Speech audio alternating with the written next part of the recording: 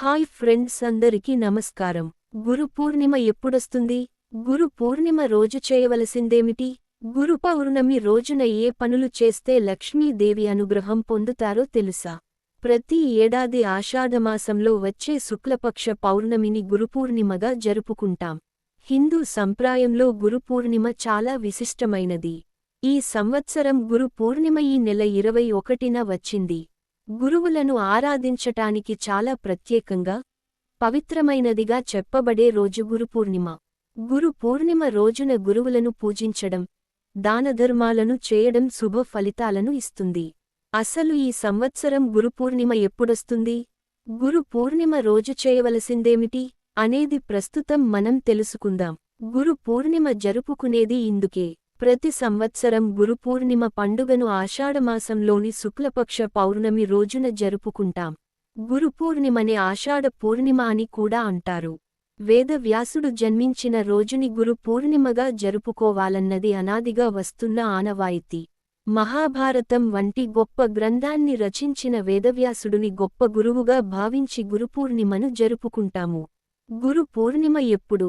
ఈ సంవత్సరం గురు పూర్ణిమ విషయంలో కాస్త గందరగోళం ఏర్పడింది.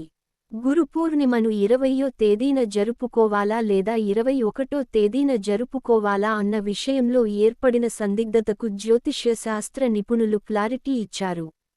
పంచాంగం ప్రకారం ఆషాఢమాసంలో పౌర్ణమి తిథి జూలై 20వ తేదీ సాయంత్రం 6 గంటలకు ప్రారంభమై జూలై 21వ తేదీ సాయంత్రం 3 గంటల 45 నిమిషాలకు ముగుస్తుంది. గురు పూర్ణిమకు దాన ధర్మాలు చేస్తే మంచిది.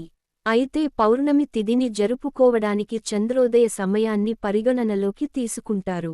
కాబట్టి జూలై 20వ తేదీన గురు పౌర్ణమి పర్వదినాన్ని జరుపుకోనున్నారు.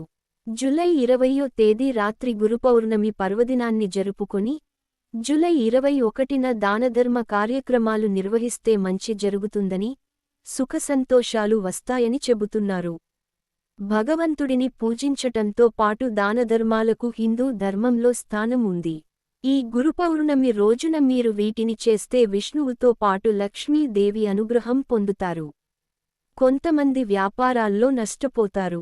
వారు ఎంత డబ్బు పెట్టిన ప్రయోజనం ఉండదు, ఎప్పుడూ బాధపడుతూనే ఉంటారు. ఇలాంటి వారు గురుపూర్ణిమ రోజు గురు యంత్రాన్ని ఇంట్లోకి తెచ్చి ప్రతి గురువారం పూజిస్తే నెగటివ్ ఎనర్జీ తొలగిపోయి లాభాలు పొందుతారు.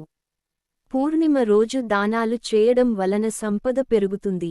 ఈశాన్య దిక్కు బృహస్పతితో కలిసి ఉన్నందున ఈ దిక్కును శుద్ధి చేసి నెయ్యి దీపం వెలిగించడం వల్ల వ్యాపారంలో అధిక లాభాలు పొందుతారు. పసుపు వస్త్రాలు, తీయటి స్వీట్లు, నెయ్యిని గురు పూర్ణిమ రోజు దానం చేయడం వల్ల లక్ష్మీదేవి అనుగ్రహం పొందుతారు.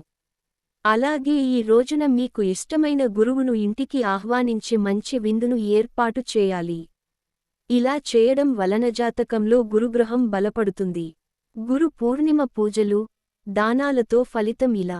గురు పౌర్ణమి రోజు ఎవరైతే ఉదయాన్నే నిద్రలేచి, స్నానం చేసి, శ్రీమహావిష్ణువుని ధ్యానం చేసి, విష్ణువుకు పసుపు పువ్వులు, పసుపు వస్త్రాలను సమర్పించి పూజిస్తారో, ఎవరైతే గురువును పూజిస్తారో వారి జీవితంలో సుఖసంతోషాలు వెల్లి విరుస్తాయని, వారికి ఐశ్వర్యం కలుగుతుందని చెబుతున్నారు.